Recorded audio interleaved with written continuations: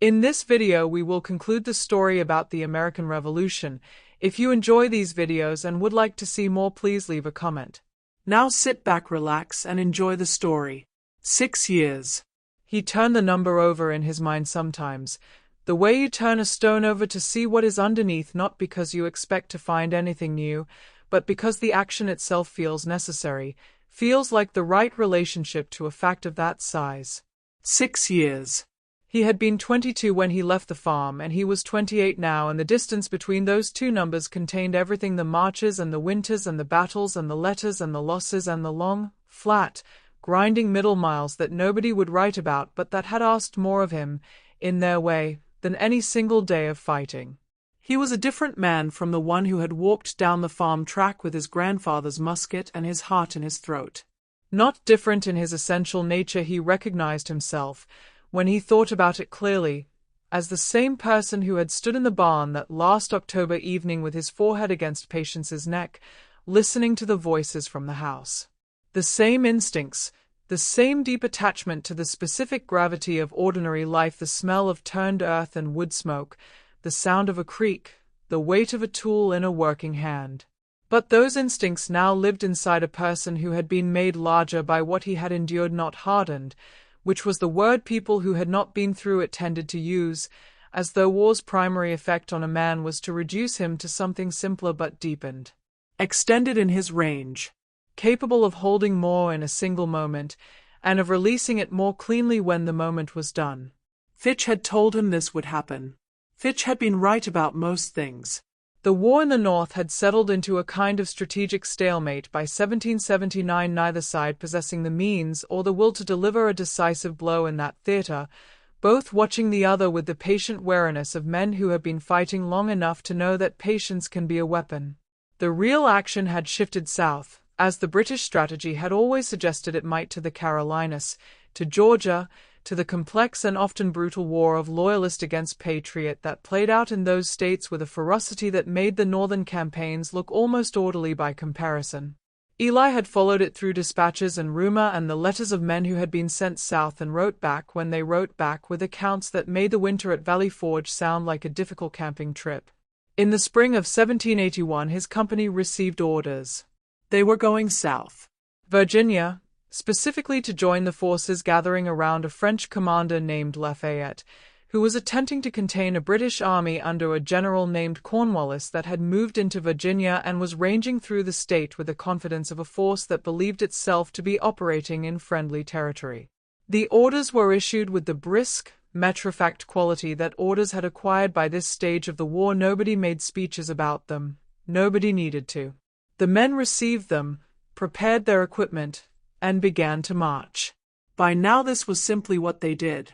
The road south was different from any road Eli had marched before.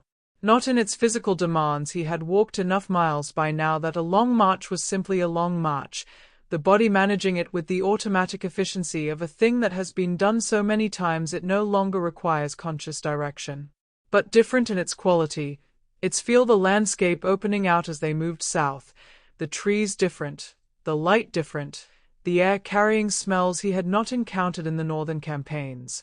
The dogwood was flowering in the Virginia countryside, white blossoms against the new green of the spring growth, and the afternoons were warm in a way that was gentle rather than brutal, nothing like the murderous heat of Monmouth, just the ordinary warmth of a southern spring going about its business. Fitch noticed the flowering trees. This was something Eli had come to understand about the old man over 6 years, that beneath the practical, unsentimental exterior there was a person of considerable sensory attentiveness, a man who noticed the world around him with the quiet thoroughness of someone who has learned, perhaps through the experience of nearly losing it, to pay attention to what is beautiful. He rarely commented on these observations. But Eli had learned to watch what Fitch size did, and what they did, passing through that flowering Virginia countryside in the April warmth, was pause. Rest. Receive. Pretty country, Fitch said, at one point, which for him was practically a poem. It is, Eli agreed. Cole, walking on Eli's left, looked at the blossoming trees with an expression that had become his habitual expression in recent months, the expression of a man counting. Not consciously, not with any visible calculation, but in the way the mind counts when it has attached a value to time, when each day has weight because of what it is a day closer to. Eli understood this. He was counting too. They joined Lafayette's force in early May, and what they found was an army that had been stretched and tested by months of a campaign that had the peculiar, exhausting quality of pursuit of chasing and being chased, of Cornwallis's superior force ranging through the Virginia countryside and Lafayette's smaller force shadowing it, avoiding a direct confrontation it could not win while waiting for the circumstances to change. Circumstances, in war, change when enough things happen simultaneously. In the summer of 1781, enough things began happening simultaneously.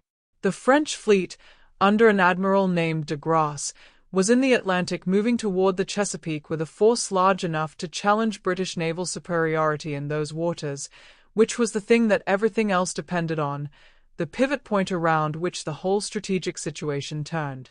Washington, in the north, had been corresponding with the French General Rochambeau for months, planning, preparing, waiting for exactly this alignment of forces.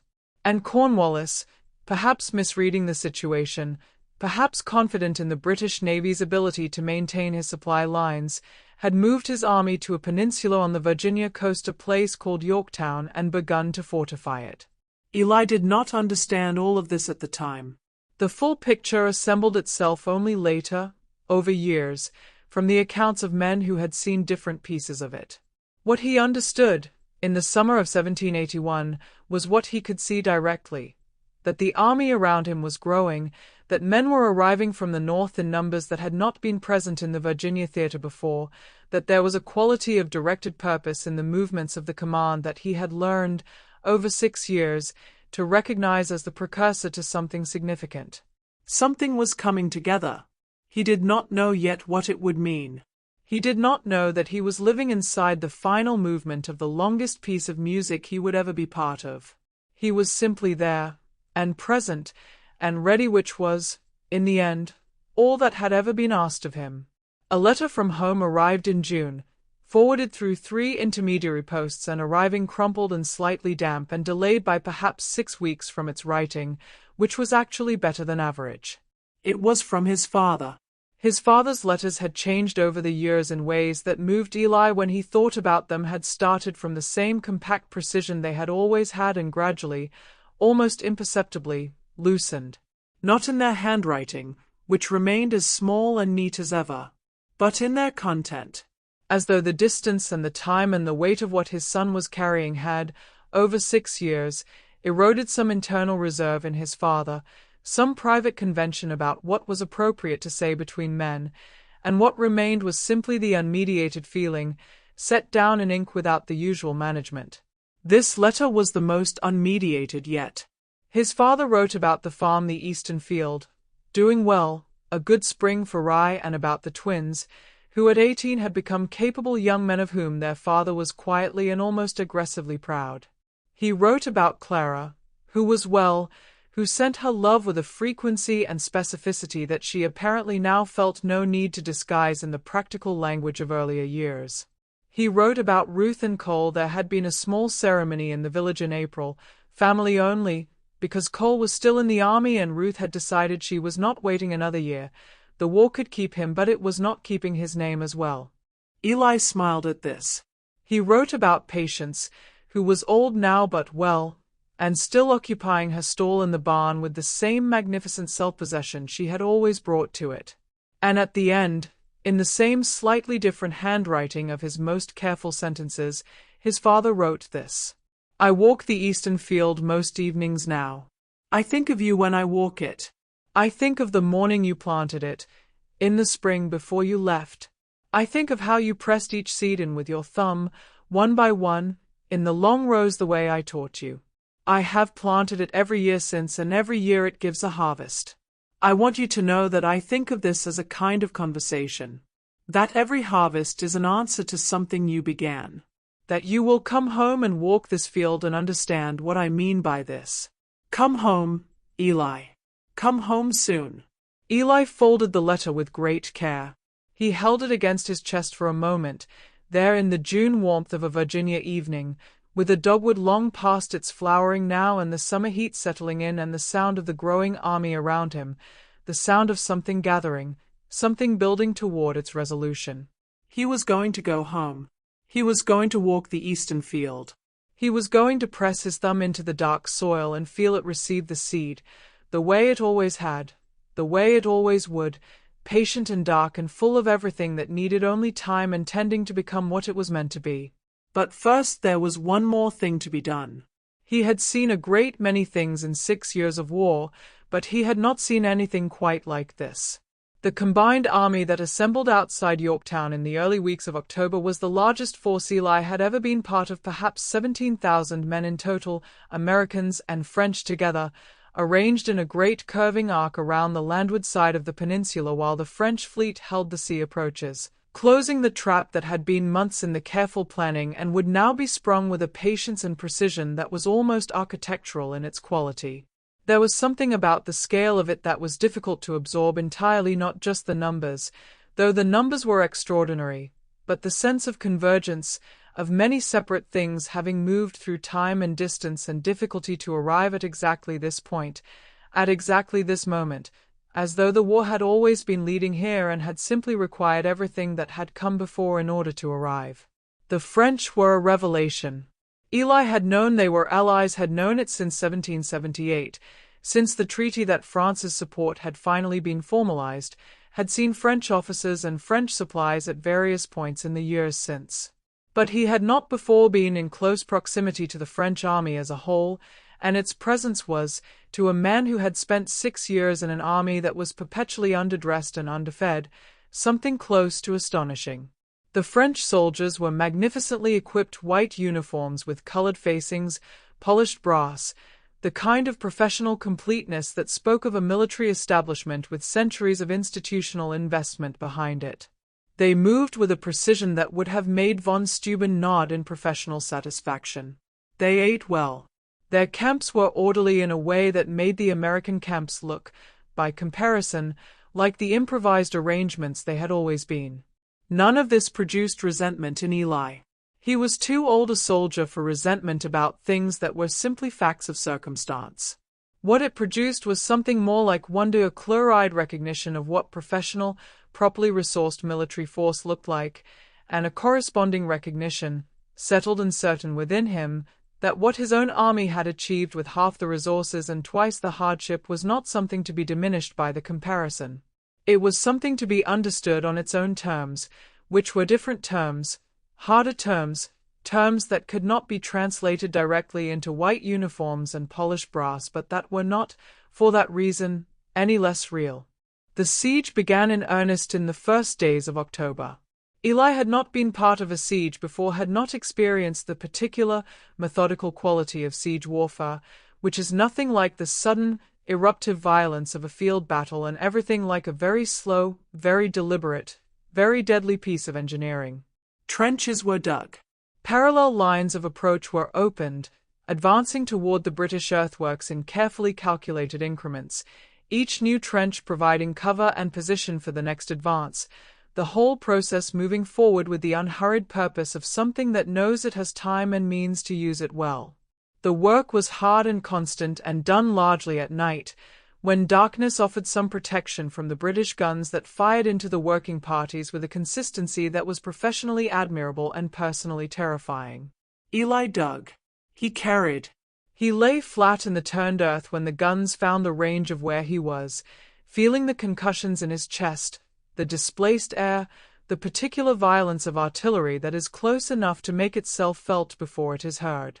He had been afraid of artillery since Bunker Hill, and he was afraid of it still. This was one of the things that had not changed, that he suspected would not change for as long as he lived, the specific quality of fear that very large things moving very fast through the air produced in a man who had been near them enough times to know exactly what they could do. He was afraid, and he dug anyway. This was, he had come to understand, what courage actually was. Not the absence of fear. He had never met a man he truly trusted who claimed to feel no fear in battle, and he had come to regard such claims with the quiet skepticism they deserved. Courage was the decision to do the necessary thing while the fear was fully present. It was not despite the fear but alongside it, the two things existing simultaneously, the fear and the action, neither cancelling the other, both real, both acknowledged, and the action continuing regardless. Fitch had told him this, or something like it, in the first weeks after Bunker Hill. He had not fully understood it then. He understood it now, lying in the dirt of a Virginia trench with the guns firing overhead and the work still needing to be done. On the night of the 14th of October, the order came to storm the British redoubts. 2 redoubts, earthwork fortifications projecting from the main British line, designated simply by number, 9 and 10, needed to be taken before the siege lines could be extended to their final position. The French were assigned Redoubt 9, a force of American light infantry, commanded by a young lieutenant colonel named Alexander Hamilton, who had been Washington's aide and had spent years waiting for exactly this kind of opportunity, was assigned Redoubt 10. Ely's company was among those assigned to the assault. The orders were given quietly, in the way that night operations are ordered: no drums, no fanfare, voices kept low. There was a particular quality of silence in the men as they prepared, a silence that was not absence of feeling but the very concentrated presence of it, all of it turned inward, all of it gathered and held and made ready for what was coming. Men checked their equipment with the methodical attention of people who have learned, at great cost, that the unexamined thing is the thing that fails at the worst moment. Bayonets were fixed. Powder was checked. The men looked at each other in the dark with the looks of people who know each other very well and do not need to say the things those looks contain. Fitch stood beside Ely in the dark before the assault began. He had aged, over the years of the war, in ways that were visible only if you had known him long enough to see the change: a little more deliberate in his movements, a little more careful in the cold mornings, the grey of his beard spreading to the hair above it. But his eyes were the same. That quality of unwavering, experienced attention still there, still clear, still carrying in it the particular steadiness of a man who has decided, long ago, what he is and has not deviated from it. He looked at Ely in the dark. "How are you?" he asked. Quietly. Just that. "Ready," Ely said. And meant it, in a way he could not have meant it 6 years ago. Fitch nodded. Something moved briefly in his face, too brief to name, something that contained in it the whole weight of what they had been through together, and the knowledge that they were near the end of it, and perhaps something else, something private, that Ely did not try to read. "Good," Fitch said. Then the signal came, and they moved. The assault on Redoubt 10 lasted perhaps 10 minutes. It was the most concentrated violence Ely had ever been part of, more compressed than Bunker Hill, more immediate than Monmouth, the kind of fighting that happens at very close quarters in the dark, where there is no line and no order and no sound that can be trusted, and the only instruction that applies is forward, forward, keep moving forward. They crossed the abattis, the sharpened stakes driven into the ground before the earthwork, and men went down in the crossing, some of them crying out and some of them silent.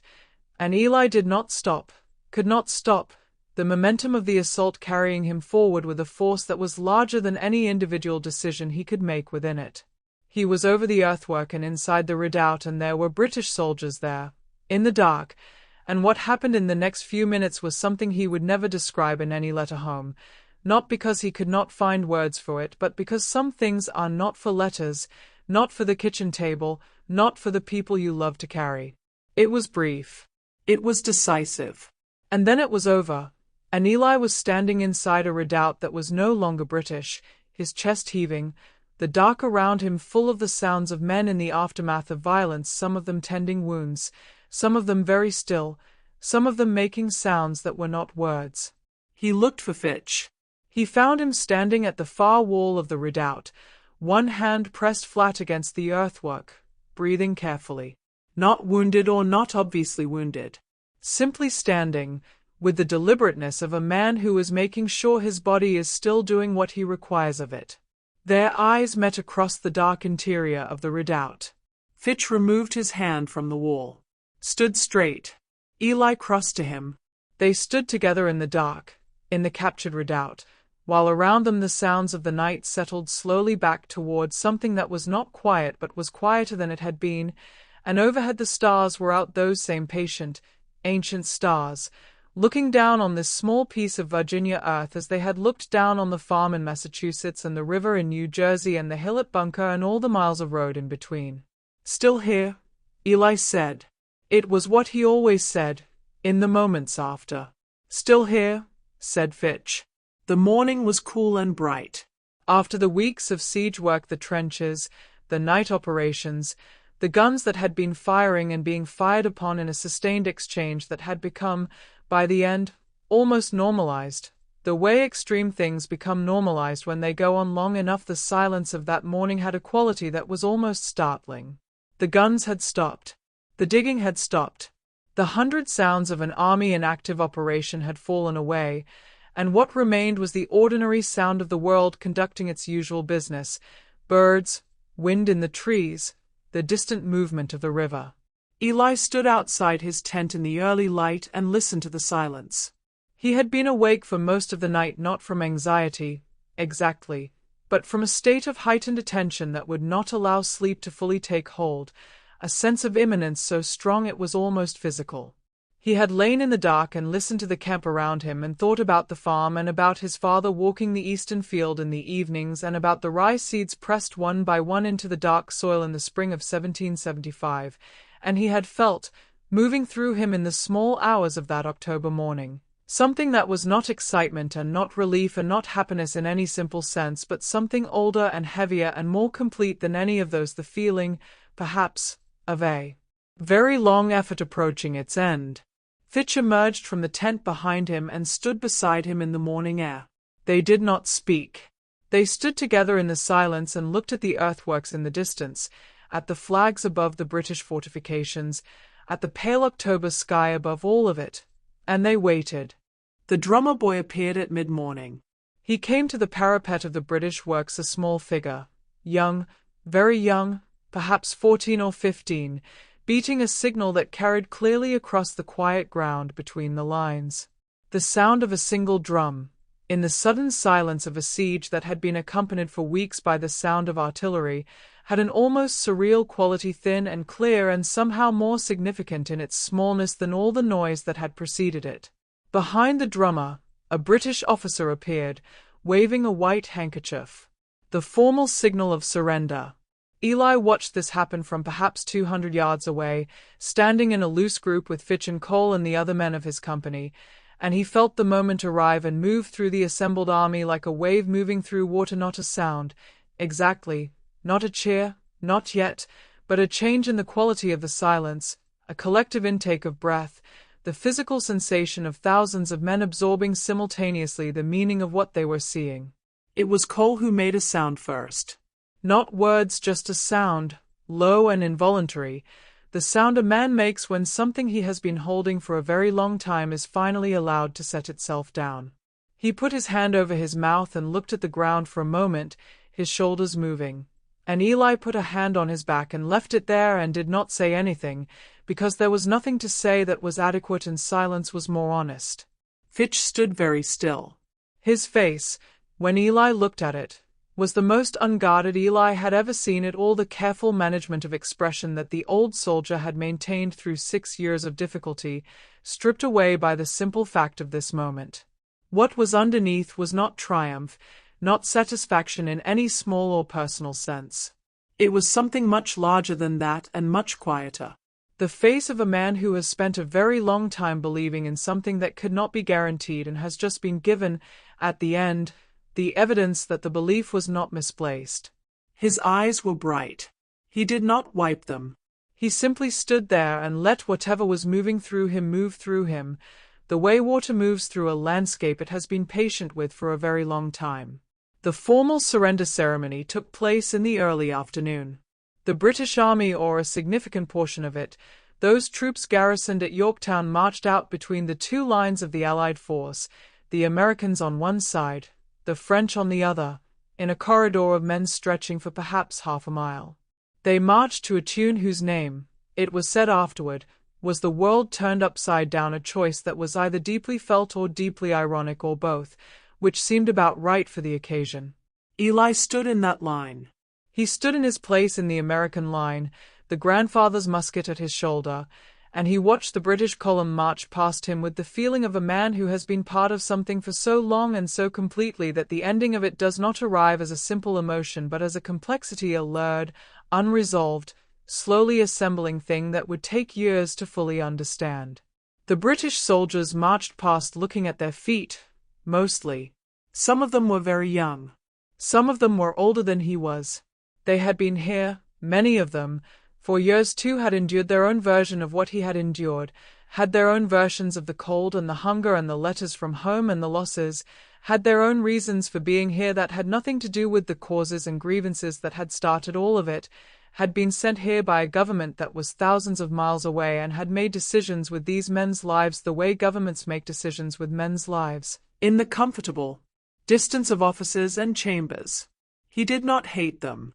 He was not sure he ever had, entirely had feared them. Yes, had fought them, had understood in the abstract that the cause that had brought him here required him to oppose them. But hatred is a simple thing, and war, once you have been deep enough inside it, turns out to be not simple at all. It turns out to be full of men who are just men, doing what they have been asked to do, trying to survive, trying to get home, carrying their own versions of the weight that you carry, shaped differently but no lighter. He watched them march past, and he thought about this, and he did not reach any conclusions that could be easily stated. He simply stood in his place in the line and watched and held the complexity of what he felt without requiring it to resolve itself into something neater. Cornwallis himself did not attend the ceremony. He sent a subordinate claiming illness, which may or may not have been true and which, in the long accounting of that day, did not matter very much either way. Washington, following the etiquette of the thing, did not receive the British sword himself but delegated the reception to his own second-in-command. There was a formality to all of it, a set of procedures being followed, the rituals by which civilized nations have always tried to give the ending of violence a shape that the violence itself never had. Eli watched this from his place in the line and understood that these rituals were important, that the shape mattered, that the ceremony of an ending was part of how an ending became real, became recorded, became the thing that could be pointed to later and said, "Here, this is where it happened. This is the day the world changed." But the moment that was real for him was not the ceremony. It was earlier. It was the drummer boy on the parapet, and the white handkerchief, and the sound that Cole had made, and Fitch's unguarded face in the October light. That was when it had become real. That was when 6 years had arrived all at once and asked to be felt. That evening the army celebrated, in the way armies celebrate, with whatever food and drink could be obtained or improvised, with noise and relief and the particular giddiness of people who have been holding a great tension for a very long time and have just been given permission to release it. Fires burned across the camp in the cool autumn dark. Men who had been taciturn for months were loud. Men who had been loud for months were strangely quiet, sitting by themselves or in small groups, looking at the fires with expressions that suggested they were somewhere else entirely, running their hands over things that had happened and trying to understand what to do with them now. Eli sat with Fitch and Cole for most of the evening. They drank what was available, which was not much, and ate what was available, which was better than most evenings, and they talked and did not talk in the rhythm that three men who know each other very well have, the rhythm that allows silence without awkwardness and words without performance, everything simply honest, simply present. Cole talked about Ruth. He talked about her with the full, unguarded joy of a man who no longer needs to keep anything in reserve, who can finally spend what he has been saving, all the feeling, all the specific, tender detail of a person deeply loved and missed, all of it pouring out in the firelight with the ease of something that has been held under pressure for a very long time and has just found its release. Eli listened and was glad. He thought about home, as he had thought about home every day for 6 years, but differently now, not with the aching, compressed quality of missing, but with something more open, more forward-facing. Not the grief of absence, but the anticipation of return. Not the farm as a memory to be protected, but as a place he was going to walk into, sooner than he had allowed himself to believe, and stand in the kitchen and smell the fire and hear the creak and put his hand flat against the door frame that his father had built before he could walk and feel the weight of those hands still in it. Fitch was quieter than the other two. He sat with his cup and looked at the fire with that old, patient attention, and occasionally he said something dry and precise that made Eli and Cole laugh, and mostly he simply Saturday. At some point in the evening, Eli looked at him and said, quietly, beneath the noise of the celebration, "We made it." Fitch looked at him. He was quiet for a moment. In the firelight his face was the face of a man who has seen a great deal of the world and has arrived, at the end of a very long road, at something he is not sure he has words for. "We made it," he said. Just that. Simply. The way he said all true things. The fire burned on between them. The disbanding of an army is not a single event.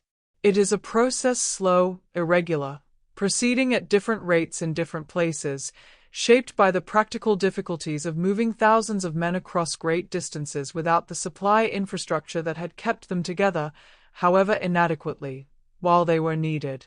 It is shaped too by the human difficulties, the unwillingness of some men to simply stop being what they had been for years, to set down the identity of soldier and pick up the identity of farmer or tradesman or father or son, identities that had been waiting for them all this time like clothes left folded on a chair that would still fit but might feel, after so long, slightly strange. Eli's formal discharge came in December of 1781.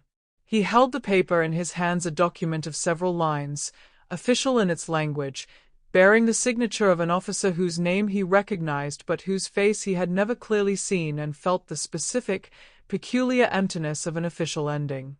The paper said what it said. The war had said something different, something that could not be contained in official language, something that lived in the body and the memory and the particular way he now stood in the world, and no document could touch that. But the paper was real too, in its way. It was the world acknowledging, in the only language the world has for such things, that something had been done and completed and could now be released. He folded it carefully and put it inside his coat, next to his father's letter. Cole left first.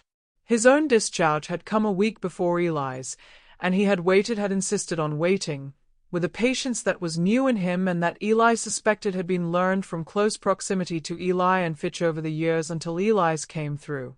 They had spent 2 days after that in the diminishing camp, settling the small practical affairs of departure, and on the morning Cole left for Massachusetts he had embraced Eli with the directness of a man who has been through enough to dispense entirely with the inhibitions that peacetime puts on such things.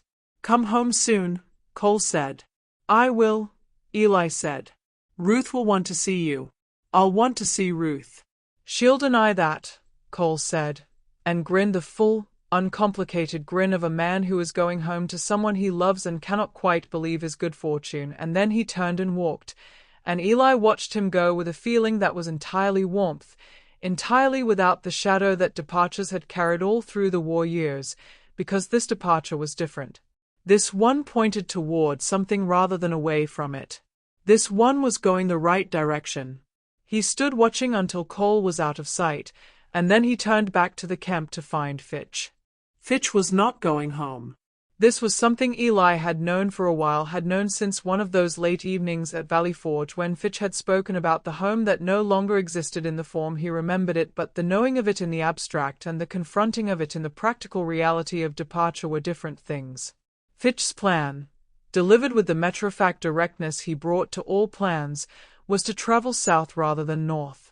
There was a settlement in Virginia, he had heard, of men who had come west from the coastal settlements looking for land, good land, he had been told, deep soil, the kind of country that rewarded the clearing of it. He was 56 years old. He had a small amount of money from his army pay. He had his health, which was not perfect but was sufficient, and he had his skills, which were considerable, and he had no particular reason to go north when there was good land to the south and no one waiting for him in either direction. He said all of this standing outside his tent on the morning of Eli's departure, in the pale December light, with the same calm precision with which he said everything, and Eli listened and understood and did not argue, because Fitch was not a man whose decisions were altered by argument, and also because the decision was sound. It was the right decision for the life Fitch had, for the man Fitch was. Eli could see this clearly, even as he felt, alongside the clarity, the particular weight of a parting from someone who had been, for 6 years, the most constant presence in his world. He helped Fitch prepare his kit in the morning, the way Fitch had helped him prepare his kit 100 times in 100 camps, the familiar routine of it, checking the powder, rolling the blanket, the small adjustments that had become, over the years, a kind of shared language, a way of caring for each other that required no words.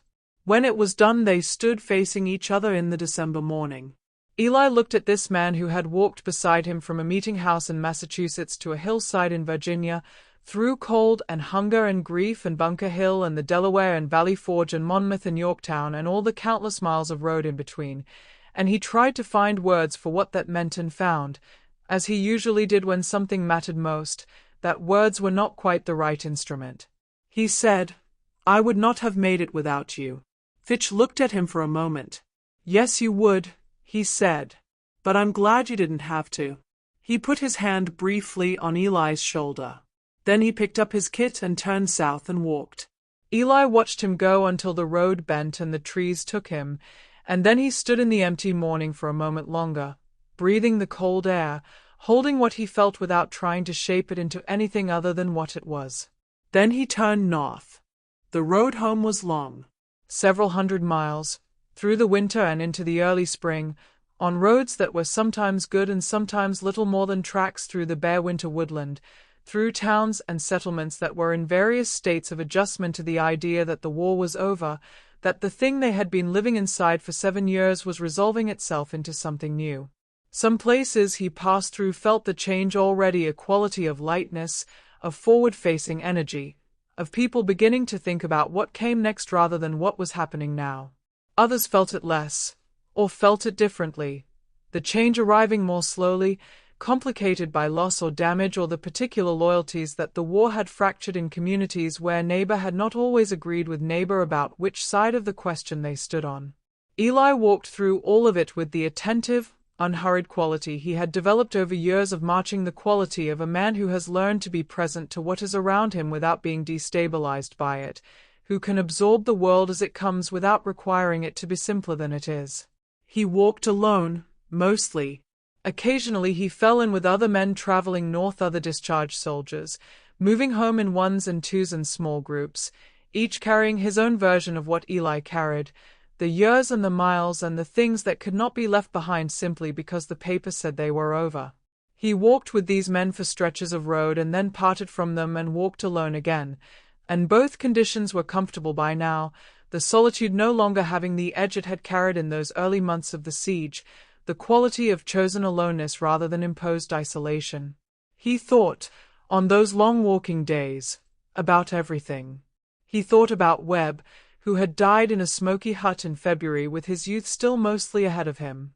He thought about the men who had gone down crossing the abatis at Redoubt 10 and the men who had fallen on the Lexington road before he had ever arrived and all the men between, the vast and mostly unnamed company of people who had given the final measure to this thing and whose names would not, most of them, be remembered in any history that was written.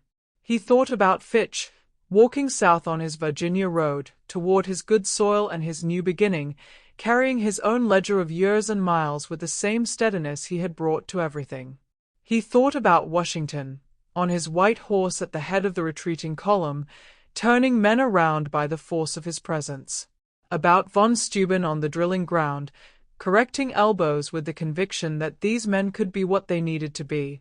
About the French soldiers in their white uniforms and the boatman on the Delaware and the drummer boy on the parapet with his white handkerchief. He thought about the farm. He thought about it more as the miles accumulated and the landscape around him began, gradually, to become more familiar, the particular quality of New England light, gray and clean and honest, the stone walls along the road that spoke of generations of hands clearing fields, the way the hills held their snow longer than the fields and released it slowly, reluctantly, into the lengthening days of late winter. Home was close now. He could feel it, the way you feel the change in air when you are near the sea, not yet visible, not yet tangible, but present, real, the world beginning to carry the particular charge of a place that knows you. He stopped, on the last night of the road, at a small inn 2 hours' walk from the farm. He ate a meal that was plain and sufficient and tasted, in the way that all food tastes at the end of a long journey, almost unbearably good. He sat by the fire and looked at the flames and let the nearness of home arrive in him slowly, the way warmth arrives when you have been cold for a very long time from the outside in, layer by layer, the deep cold the last thing to release, the place nearest the bones taking the most time, requiring the most patience. He took out his father's letter. The one from June, from Virginia, the one he had read in the summer warmth and held against his chest.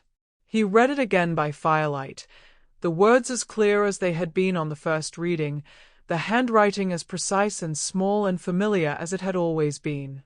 Come home, Eli. Come home soon. He folded it back into his coat. He sat for a while longer by the fire, in the warm ordinary interior of the inn, with the sound of the fire and the distant sound of other travellers settling for the night, and he let himself feel simply and fully and without management the fact of what was waiting for him in the morning. 2 hours up the road. The farm. The kitchen. His mother at the fire. His father at his ledger. Ruth, who would look at him with those sharp eyes and find fault with something immediately, because that was how she showed love, and he would be glad of it. He would be glad of every word of it. The twins, men now, who would have grown so much he would have to learn them slightly anew. Patience, old and patient, in her barn. And the eastern field. The field he had planted in the spring of 1775, and his father had kept planting every year since, and that was waiting now in the late winter stillness for the spring that was coming, as it always came, turning the dark soil warm, calling up what had been planted in it, asking only time and light and the patience of things that know how to wait. He closed his eyes. The fire crackled softly. Outside, the Massachusetts night was cold and clear and very still. The road knew him. This was how it felt, not that he recognized the road, though he did, every stone and root and bend of it assembling themselves around him with the quiet certainty of things that have always been there, but that the road recognized him, that the ground beneath his feet had some memory of his particular weight, his particular step, the way he moved through the world that was his and no one else's, and was receiving him back with the unhurried ease of something that had simply been waiting. He had been away for 6 years and 10 months. He had left in the spring and he was returning in the late winter, and the farm track would be muddy when he reached it, the deep, familiar Massachusetts mud of the shoulder seasons, the mud his boots had navigated 10,000 times before they had navigated the roads of New Jersey and Virginia and all the terrible and extraordinary ground between. He did not mind the mud. He was, he realized, actively looking forward to the mud. It was the right mud. It was the mud of home. The trees along the road were bare still, the spring not yet far enough along to have coaxed the leaves out, but he could see in the swelling of the buds on the branches that tight, patient swelling that precedes the opening by days or weeks, the green that was coming.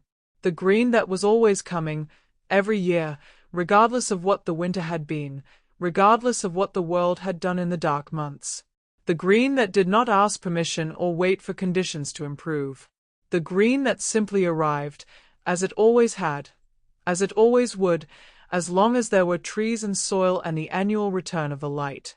He walked in the quiet of the morning and breathed the cold air and felt, moving through him with every step, the specific, irreplaceable sensation of a man approaching something he loves after a very long absence, the anticipation that is almost painful in its intensity, that sharpens every sense, that makes the ordinary world around him almost unbearably vivid. The gray of the road and the dark of the bare trees and the pale sky above, all of it standing out against the background of the morning with the clarity of things seen for the first time, though he had seen them 1,000 times before. He smelled the farm before he saw it. This was perhaps the strangest and most complete thing about the homecoming, not the sight of the familiar roofline appearing above the tree line as the road bent, though that was its own kind of arriving, the particular quality of a shape you have carried in your mind for years suddenly existing again in the actual world. But the smell, which reached him before the sight, which travelled on the cold morning air with the directness of something that did not need to wait for his eyes to confirm it. Wood smoke from the kitchen fire. The particular smell of his particular home, the wood his father burned, the quality of the smoke from that particular chimney, the way it mixed with the cold air of the morning, and the smell of the pine trees along the western edge of the property, and the faint animal warmth of the barn, a smell so specific, so entirely the smell of this place and no other place, that it arrived inside him not as a sensory experience but as a memory made suddenly, astonishingly present. He stopped walking for a moment.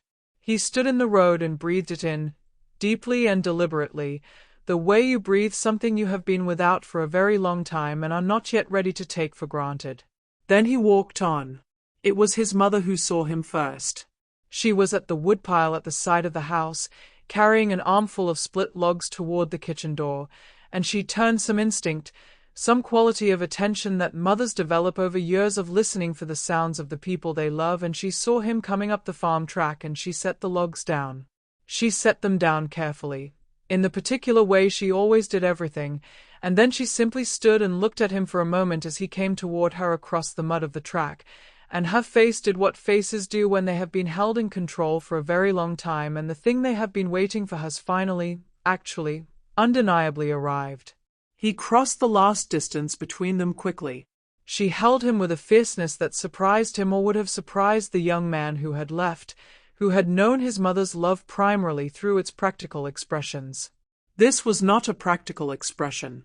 This was the thing itself, without any management, without any composition, the full weight of nearly 7 years of worry and prayer and letters, and the particular daily discipline of a woman who has sent her son into a war and has gotten through each day of that war by doing what needs to be done and not looking too long at the alternative. He held her back, equally fierce, equally unmanaged. They stood in the mud of the farm track in the cold March morning for a long time. When she finally stepped back, she looked at his face the way she had always looked at him when she needed to know how he actually was, not how he was reporting himself to be, and whatever she saw there seemed to satisfy something in her. She put her hand briefly against his cheek. Cold fingers, warm palm. The most familiar touch in the world. "Come inside," she said. "You must be hungry." His father was at the table with his ledger. Of course he was. It was a Thursday. He looked up when Eli came through the door, and he stood slowly, with the care of a man whose knee had been troubling him, which Eli noticed and noted and said nothing about, and he crossed the kitchen and gripped Eli's hand and then pulled him close for a moment, briefly, the embrace of a man who has spent his whole life expressing his deepest feelings in the most economical ways available, and for whom this single moment of directness contains everything that years of letters and worry and evening walks in the eastern field have accumulated. "Son," he said. Just that. Eli's throat was too full for words. He nodded, and his father nodded back, and they stepped apart, and his father looked at him for a moment with those careful, steady eyes that had always seen him clearly, and then he said, with the timing of a man who understands that some moments need to be moved through before they become unbearable, "Sit down. Your mother will feed you." Ruth arrived an hour later, having been sent for by one of the twins who were, indeed, men now, tall and broad and wearing their father's face on their younger versions with an accuracy that was slightly startling, who had greeted Eli with handshakes that became embraces with only a moment's hesitation, who had then stood back and looked at him with the particular shyness of people who are not sure how much time has changed things and are waiting to find out. Ruth came through the door with Peter Cole behind her, and she looked at Eli from across the kitchen with those sharp, clear eyes, and he looked back at her, and for a moment neither of them spoke. Then she said, "You're thinner." "I'm fine," he said. "You're thinner and you need a haircut." "Ruth," said Clara, mildly. "I'm just saying what's true," Ruth said, and crossed the kitchen and put her arms around her brother with the same quick, fierce, immediately released quality of their farewell 7 years ago, the bookend of it so precise it might have been planned. Then she stepped back and crossed her arms and looked at him with an expression that contained, beneath all the briskness, the same thing his mother's face had contained, the relief of it, the enormous, bone-deep relief of having the person back. Cole, standing behind her, caught Eli's eye and smiled the quiet, grateful smile of a man who has understood, from a long time in proximity to the Marsh family, that this is simply how Ruth loves, and who finds it, for that reason, entirely wonderful. In the afternoon, when the warmth of the reunion had settled into something less acute and more sustained, when the kitchen had produced a meal of extraordinary abundance, because Clara Marsh's response to the return of her firstborn after 7 years was to cook everything she had, and no one had any objection to this, Eli's father said, quietly, "Do you want to see it?" Eli knew what he meant.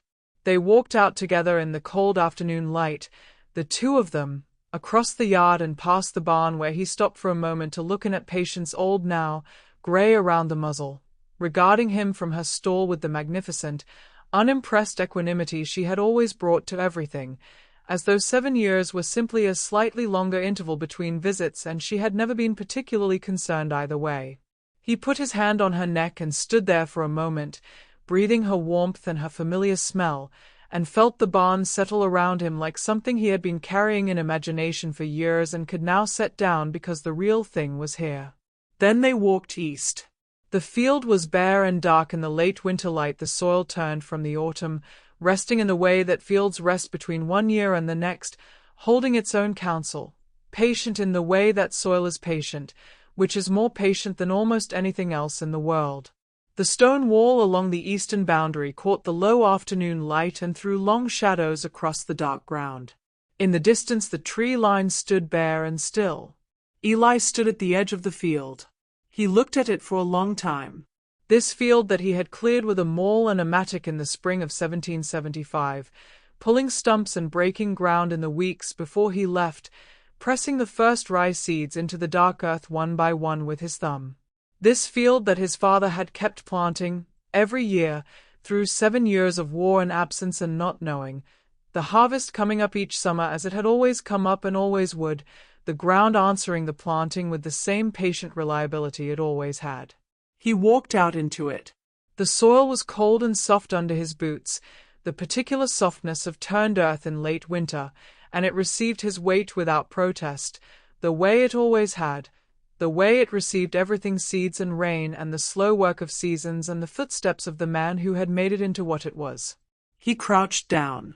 He pressed his hand flat against the soil, not his palm, not the broad comfortable press of a grown man's hand, but his thumb, pressing down as he had pressed down 7 years ago, into the dark, into the cold, into the ground that was his and would keep what was given to it.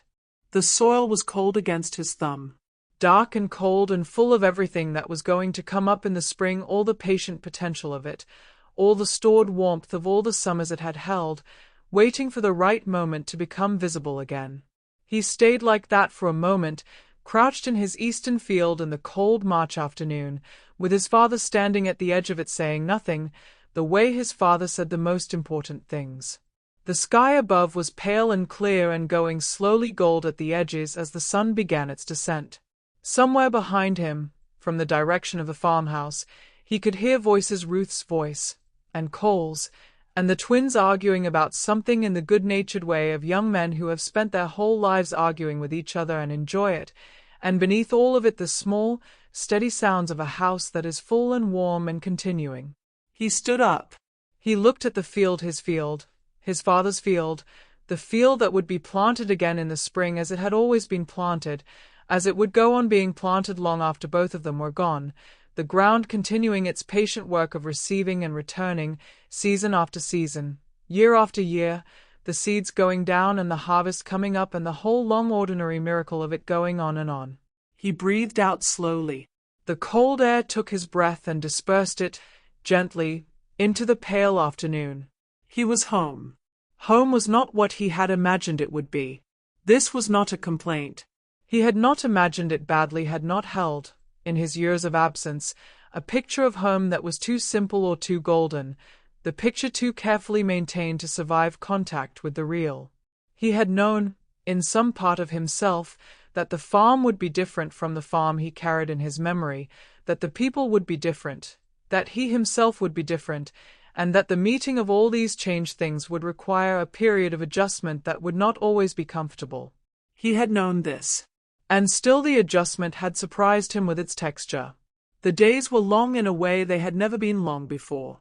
Not unpleasant, not empty, not purposeless, The farm provided abundant purpose, and the spring planting and the long days of summer work had given his body back to itself in a way that felt deeply right, the familiar rhythms of physical labor on known ground returning to him like a language he had not forgotten but had not spoken in years.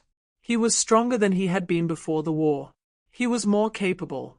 He could do the work of the farm with an efficiency that his younger self would not have recognized, the body knowing itself now in a way it had not when it was 22. But the days were long. He would wake before dawn sometimes still, after all these months, with the instinct of a man who has spent years waking for watch, the body still running on the schedule of a life that no longer applied. He would lie in his bed in the dark of the farmhouse bedroom, listening to the silence, and the silence would be so complete and so ordinary and so different from every silence he had listened to in the past 7 years, the silence of fields before battles, the silence of winter camps, the silence of night watches in the cold, that it would take him a moment to assemble it, to recognize it as what it was. Safety. Ordinary life. Home.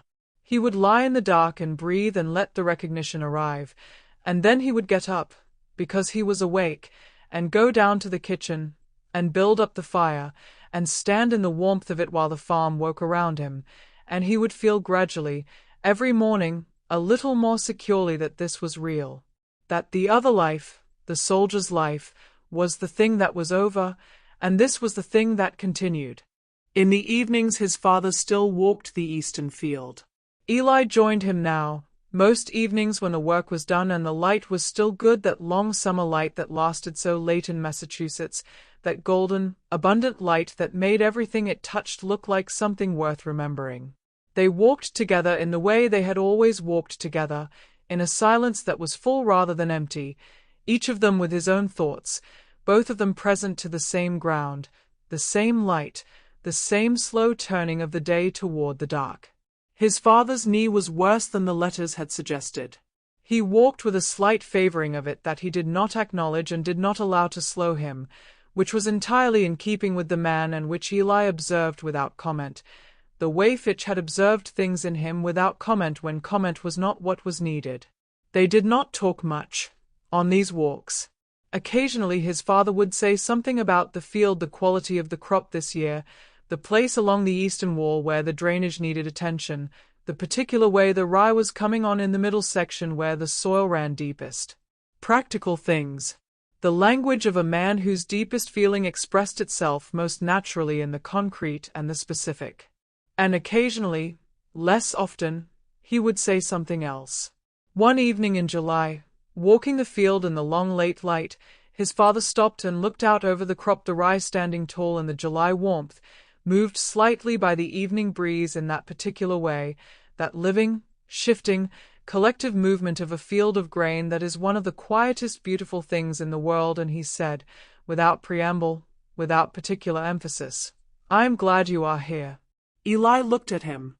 His father was still looking at the field, his face carrying the same private, careful expression it always had, the expression of a man who has said the thing and does not feel the need to elaborate on it. "I am glad to be here," Eli said. His father nodded. They walked on. It was enough.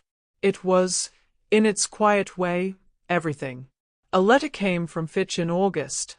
It was long, the longest letter Fitch had ever written, by a considerable distance, which Eli suspected had something to do with the fact that Fitch was no longer walking beside him and had therefore to put into writing what proximity had previously made unnecessary. The handwriting was the same as always, small, precise, the handwriting of a man who did not waste space on the page any more than he wasted anything else. He had found his land. It was in the Shenandoah Valley, in Virginia, south of the places they had marched through during the campaign.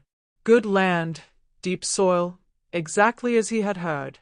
He had spent the spring clearing a portion of it. Eli could imagine this so precisely, so completely, the sound of the maul and the mattock and the smell of turned earth, that reading the description he had felt for a moment as though he were there and had planted a modest crop that was doing well in the summer heat. He was, he wrote, getting on.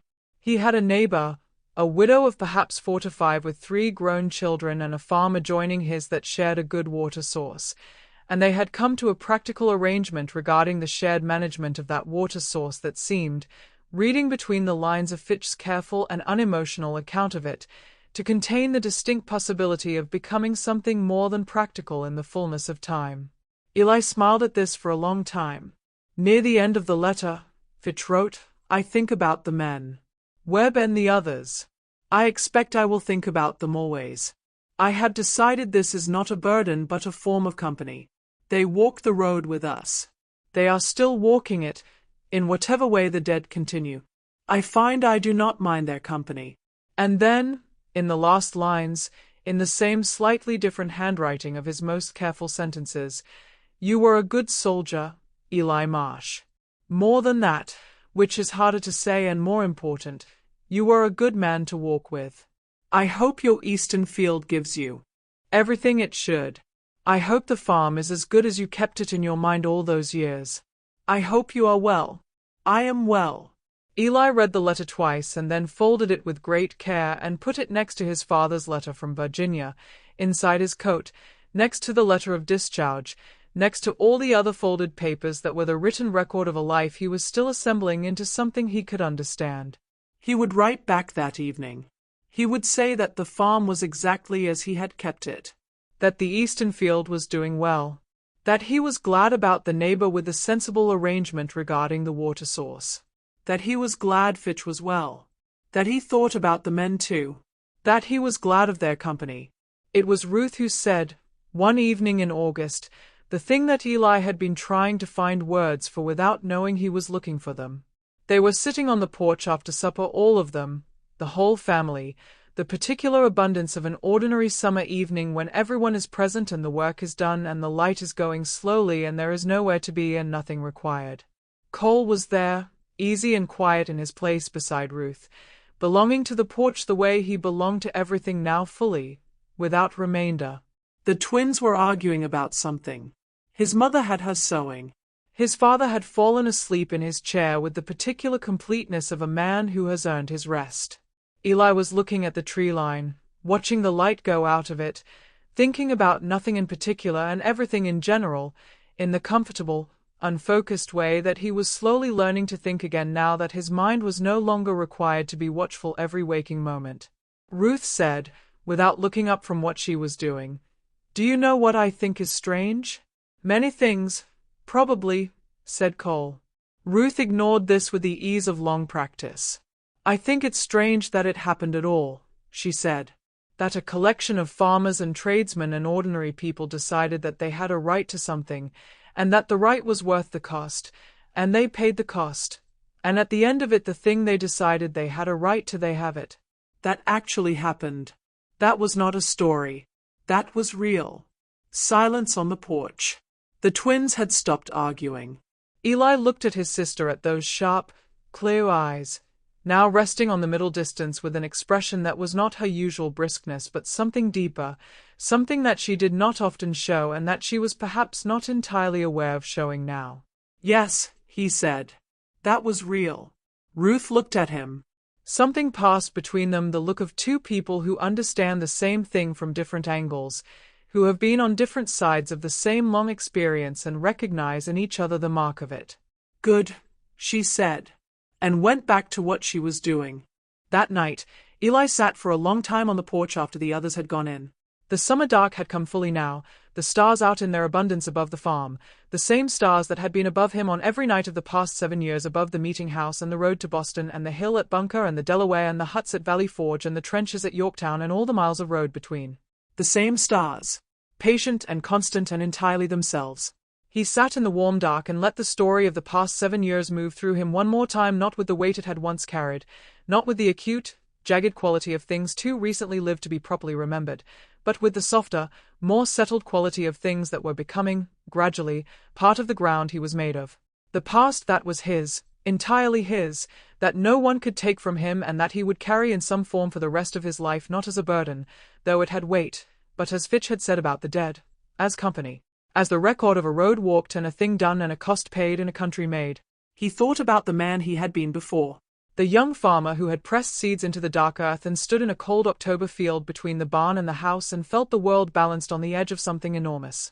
who had walked down the farm track in April with a musket on his shoulder and his heart in his throat, not looking back. He thought about Fitch, on his land in the Shenandoah, perhaps sitting outside in his own August dark, looking at his own stars. He thought about Cole asleep inside with Ruth, the two of them in their ordinary, unremarkable, extraordinary life. He thought about Webb. He thought about his grandfather's musket, hanging on the wall inside, cleaned and oiled and at rest, having done what it was made to do and what it was inherited to do, the long work of it complete. He looked up at the stars. The country that had been made was not perfect. He knew this, had known it even in the making, had seen enough of men and their arrangements to understand that no human thing achieves perfection, and that the gap between what is declared and what is lived is always, always present, always requiring the ongoing effort of people who care about the distance. There was work still to be done. There would always be work still to be done. That was the nature of the thing, not a destination but a direction, not an arrival but a continuing, the decision and the effort and the cost and the continuation, generation after generation, each one inheriting the road and walking it forward. He had walked his portion. He had held. He had come home. The dark was warm around him. The farm breathed its familiar night sounds, the creek, the barn, the distant call of something in the tree line, the ordinary music of a place that continues because places continue, because the ground holds what is given to it and returns it in the fullness of time. He was 29 years old. He had the whole of his life ahead of him. In the spring he would plant the eastern field. And that is where we leave him, sitting on the porch of his father's house in the warm August dark, looking up at the stars, 29 years old, with everything ahead of him and everything behind him and the good, solid ground of everything he has been through beneath him, holding him up. The story is done. You have walked the whole road with Eli Marsh from the farm in the autumn of 1774 to the porch in the summer of 1782. From the first October stars to these August stars. From the boy pressing seeds into the dark earth to the man who understands what they were for. Now let the story go. Let it settle into the dark the way things settle at the end of a long day, quietly, completely, without remainder. The stars are above you too tonight. The same patient, ancient light, falling on everything equally, on farms and fields and all the ordinary lives that go on, generation after generation, each one its own long road, each one worth the walking. You on your road. You are walking it. That is enough. That has always been enough. This concludes the story. Good night. Sleep well.